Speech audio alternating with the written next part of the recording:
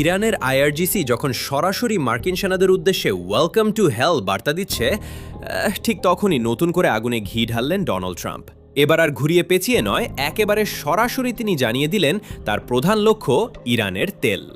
আপনি দেখছেন হেডলাইন বাংলা, চোখ রাখুন শেষ পর্যন্ত, কারণ আজকের এই বিশ্লেষণ আপনার ধারণা পুরো পাল্টে দিতে পারে। হ্যাঁ, আপনি ঠিকই শুনছেন, ইরানের খারক দ্বীপ, যেখান থেকে দেশটি বিশাল পরিমাণ তেল রপ্তানি হয়, সেটিকেই এখন টার্গেট হিসেবে দেখছেন ট্রাম্প। এখানে একটু থামুন। আপনার কি মনে হয় এটা শুধু কথার কথা, নাকি এর পেছনে আছে বড় কোনো পরিকল্পনা? কমেন্টে জানিয়ে দিন, কারণ বাস্তবতা হলো মধ্যপ্রাচ্যের পুরো খেলাটা এখন ঘুরছে জ্বালানিকে কেন্দ্র করে, আর সেই খেলায় ইরান একেবারে কেন্দ্রবিন্দুতে। একদিকে আকাশে ড্রোন আর মিসাইল, অন্যদিকে সমুদ্রপথে উত্তেজনা, সবকিছুর কেন্দ্র হয়ে উঠেছে স্ট্রেট অফ হরমুজ। বিশ্বের প্রায় 20% তেল এই সরু জলপথ দিয়ে যাতায়াত করে, আর এই জায়গাটিকেই এখন নিয়ন্ত্রণ করতে চাইছে বিশ্বশক্তিগুলো। কিন্তু এখানেই এসেছে সবচেয়ে বিতর্কিত দাবি। ডোনাল্ড ট্রাম্প দাবি করেছেন ভবিষ্যতে এই প্রণালীর নাম হওয়া উচিত স্ট্রেট অফ ট্রাম্প। শুনতে অবাক লাগছে, তাই না? কিন্তু এই বক্তব্য আন্তর্জাতিক মহলে তৈরি করেছে তীব্র প্রতিক্রিয়া। একটু ভেবে দেখুন, একটি আন্তর্জাতিক জলপথ যা বহু দেশের জন্য গুরুত্বপূর্ণ, তার নাম পরিবর্তনের দাবি কি শুধুই রাজনৈতিক বক্তব্য, নাকি এটি ক্ষমতার প্রকাশ?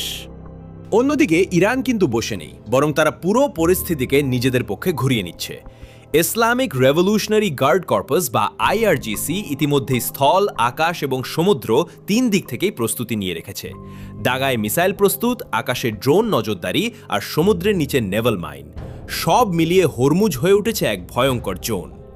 এই পরিস্থিতিতে আমেরিকা বা তার মিত্ররা যদি সরাসরি এখানে হস্তক্ষেপ করে, তাহলে কি হতে পারে ভাবুন একবার। এখানে একটা প্রশ্ন, আপনি কি মনে করেন এই সংঘাত সরাসরি যুদ্ধের রূপ নেবে, নাকি কৌশলগত চাপেই সীমাবদ্ধ থাকবে? এদিকে খেলায় নতুন মোড় এনে দিয়েছেন ভ্লাদিমির পুতিন।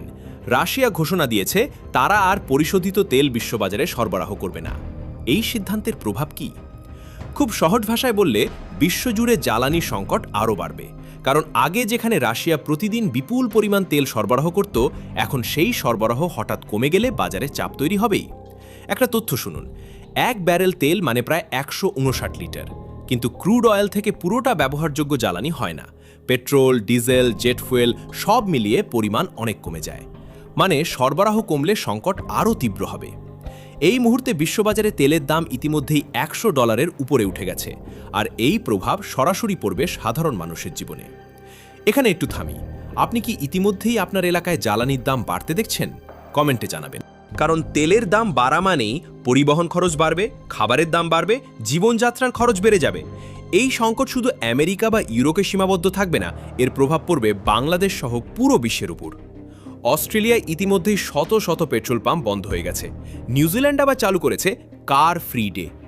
ভাবুন, 1979 সালের আইন আবার ফিরিয়ে আনতে হয়েছে। এটা কি শুধু শুরু? আরেকদিকে ইউরোপের দেশগুলো জ্বালানি রেশনিং শুরু করেছে, মানে নির্দিষ্ট পরিমাণে বেশি তেল কিনতে পারবেন না কেউ। এই পরিস্থিতি যদি আরও খারাপ হয়, তাহলে কি হতে পারে একবার কল্পনা করুন। এখানে একটা গুরুত্বপূর্ণ প্রশ্ন, বাংলাদেশ কি প্রস্তুত এই ধরনের বৈশ্বিক জ্বালানি সংকটের জন্য? এদিকে যুক্তরাষ্ট্রের ভেতরেও বাড়ছে চাপ। তেলের দাম বেড়ে যাওয়ায় সাধারণ মানুষের মধ্যে অসন্তোষ বাড়ছে। প্রতিবাদ শুরু হয়েছে বিভিন্ন জায়গায়, কারণ জ্বালানি সংকট মানেই সরাসরি জীবনযাত্রার সংকট। এখন আসি সবচেয়ে সংবেদনশীল অংশে। মধ্যপ্রাচ্যের এই সংঘাত এখন শুধু সামরিক নয়, এটা অর্থনৈতিক যুদ্ধ, কৌশলগত যুদ্ধ এবং প্রভাব বিস্তারের যুদ্ধ। একদিকে আমেরিকা ও তার মিত্ররা, অন্যদিকে ইরান ও তার কৌশলগত জোট। এই অবস্থায় ছোট একটি ভুল সিদ্ধান্ত পুরো পরিস্থিতিকে বড় সংঘাতের রূপ দিতে পারে। তাহলে প্রশ্ন হলো, এই উত্তেজনা কি সত্যি তৃতীয় বিশ্বযুদ্ধের দিকে এগোচ্ছে, নাকি এটি শুধু শক্তির প্রদর্শন? আপনার বিশ্লেষণ কি? অবশ্যই কমেন্টে লিখুন। শেষ করার আগে বলি, বিশ্ব রাজনীতির এই পরিবর্তনগুলো আমাদের জীবনকে সরাসরি প্রভাবিত করছে। তাই আপডেট থাকতে হলে হেডলাইন বাংলার সাথে থাকুন। ভিডিওটি যদি তথ্যবহুল মনে হয়, অবশ্যই লাইক দিন, শেয়ার করুন, আর চ্যানেলটি সাবস্ক্রাইব করে পাশে থাকুন। কারণ আমরা নিয়ে আসি এমন বিশ্লেষণ যা আপনাকে অন্যদের থেকে এক ধাপ এগিয়ে রাখবে। আমি আবারও আসছি নতুন একটি গুরুত্বপূর্ণ বিশ্লেষণ নিয়ে। ততক্ষণ পর্যন্ত ভালো থাকুন, সচেতন থাকুন।